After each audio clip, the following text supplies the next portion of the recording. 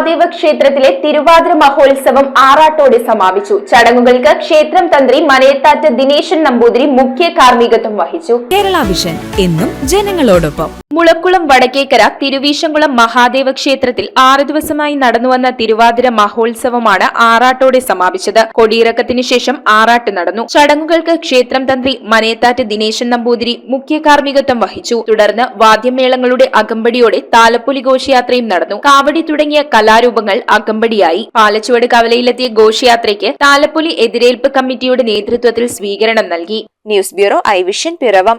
IT രംഗത്ത് തൊഴിലുറപ്പാക്കാം Kerala vision institute of ടെക്നോളജിയിലൂടെ.